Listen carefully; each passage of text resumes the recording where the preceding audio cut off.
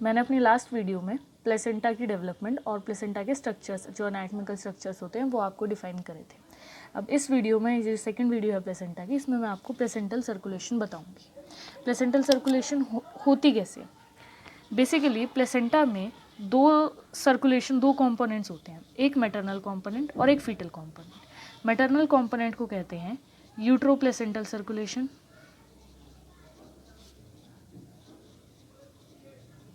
और fetal component को कहते हैं फीटोप्लेसेंटल सर्कुलेशन। अब ये दो सर्कुलेशन क्यों होते हैं? क्योंकि जो मैटरनल कंपोनेंट है वहाँ से प्योर ब्लड आएगा, या फिर प्योर ब्लड आएगा जिसके अंदर प्योर गैसेज होंगी, जैसे ऑक्सीजन होगी, न्यूट्रिटिव मटेरियल होंगी, वो फीटल ब्लड से इंटरेक्ट करेंगे। फीटल ब्लड जो आएगा वो इम्प्योर होगा, उसके अंदर गैसेज होंगी जैसे कार्बन डाइऑक्साइड और एक्सक्रीटरी प्रोडक्ट्स होंगे, दोनों में एक्सचेंजेस होंगे और ऐसे करके फीटस को प्योर ब्लड मिल जाएगा।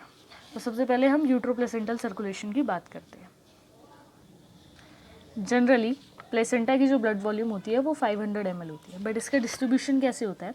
इसमें से 300 ml विलस सिस्टम में ऑक्यूपाइड रहता है और बाकी बचा कुछ अमाउंट 150 से 200 ml। तो अब यूट्रोप्लेसेंटल सर्कुलेशन स्टार्ट करने से पहले मैं आपको यूट्रस की ब्लड सप्लाई बताती हूँ। ये हमारा एक यूट्रस का क्रॉस सेक्शन अगर हम समझें, सबसे नीचे जो मेन आर्टरी जा रही है वो है uterine artery. Uterine artery uterus में एंटर करने के बाद डिवाइड करती है, उस डिवीजन को कहते हैं arcuate artery. Arcuate artery further आगे डिवाइड करती है रेडियल आर्टरीज में, और रेडियल आर्टरीज फर्दर आगे स्पायरल आर्टरीज में 150 से 200 अमाउंट होता है इनका, स्पायरल आर्टरीज में डिस्ट्रीब्यूट हो जाती है। स्पायरल आर्टरीज ही मेन आर्टरीज है जो यूट्रोप्लेसेंटल सर्कुलेशन में मेजर रोल प्रोवाइड करती है। अब क्या होता है, जो ये स्पायरल आर्टरीज प्रेजेंट होती है ये बेसल प्लेट को पियर्स कर देती है, जगह जगह छेद करके बेसल प्लेट के अंदर चली जाती है, वहाँ से इंटरविलस स्पेस में एंटर कर जाती है। जितना भी मैटरनल ब्लड होता है मैंने आपको बताया वो सारा इंटरविलस स्पेस में ही प्रेजेंट होता है। तो ये स्पायरल आर्टरीज इंटरविलस स्पेस में चली गई, वहाँ जाके क्या होगा, वहाँ जाके मैं आपको एक डायग्राम से समझाती हूँ। जैसे ये स्पायरल आर्टरी है, आप इस फर्स्ट डायग्राम को देखो तो ये स्पायरल आर्टरी है, ये यहाँ पर रेडियल आर्टरी है। जैसे मैंने आपको ऊपर बताया रेडियल आर्टरी ही आगे स्पायरल आर्टरी में कन्वर्ट होती है और ये स्पायरल आर्टरी है। तो इनिशियली स्पायरल आर्टरी ऐसी होती है। उसके बाद क्या होता है, उसके बाद ये होता है कुछ ट्रोफोब्लास्टिक सेल्स।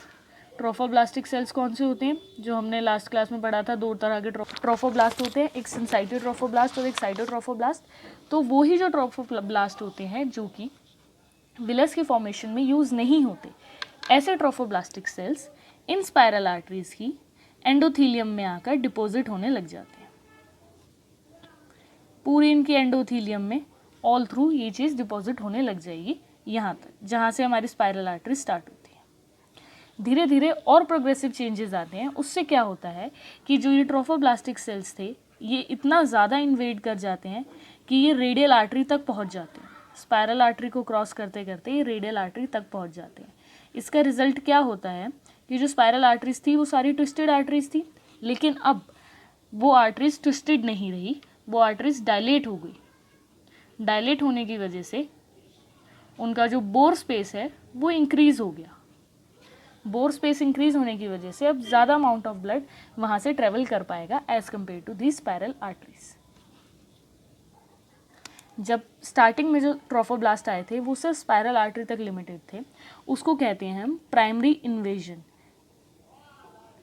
और जब सेकेंड टाइम दोबारा इन्वेड किया ट्रोफोब्लास्ट ने कुछ इस तरह कि उन्होंने सारी स्पायरल आर्टरी तो अपने अंडर ली ही ली, साथ ही साथ रेडियल आर्टरी को भी लाइन कर दिया ट्रोफोब्लास्ट से, उसे कहते हैं सेकेंडरी इन्वेजन।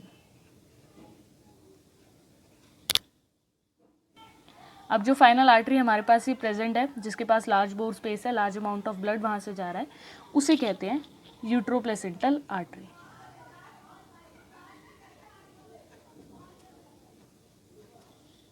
तो हम इसके वेनस ड्रेनेज की बात करते हैं। वेनस ड्रेनेज भी कुछ हद तक सिमिलर ही होता है।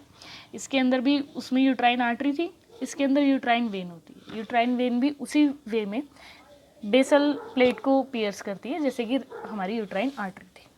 अभी मैंने एक आपको कंपोनेंट बता दिया जो था यूट्रोप्लेसेंटल सर्कुलेशन। अब हम दूसरे की बात करते हैं जो कि है फीटोप्लेसेंटल सर्कुलेशन।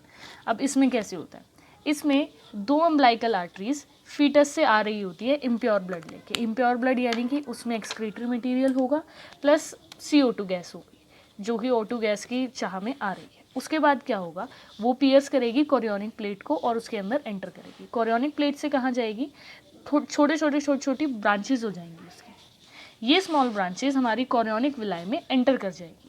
अब कोरियोनिक विलाई में जाके इनका एक और बात डिवीजन होगा जब ये प्राइमरी, सेकेंडरी और टर्शरी वेसल्स में डिवाइड हो जाएंगी। अब ये कहाँ जाएंगी, जैसे मैंने कोरियन के लेक्चर में आपको बताया था, कोरियोनिक विलाई की 3 टाइप्स की विलाइज होती है, primary villi, secondary villi and tertiary villi.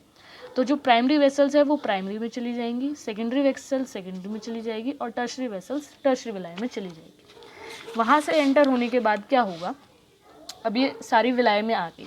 आप एक बात इमेजिन करो, ये हमारी विलाई है और इन विलाई में फीटल का ब्लड है और ये सारा इंटरविलस स्पेस है।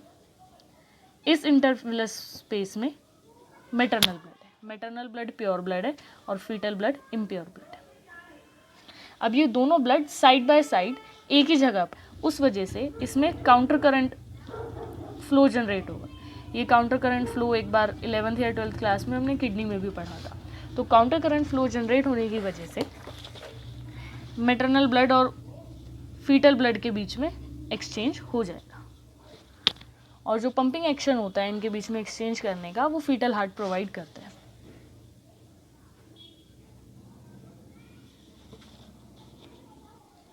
तो इस वीडियो में मैंने आपको समझाया फीटल सर्कुलेशन और यूट्रो प्लेसेंटल सर्कुलेशन यानी कंप्लीट प्लेसेंटल सर्कुलेशन।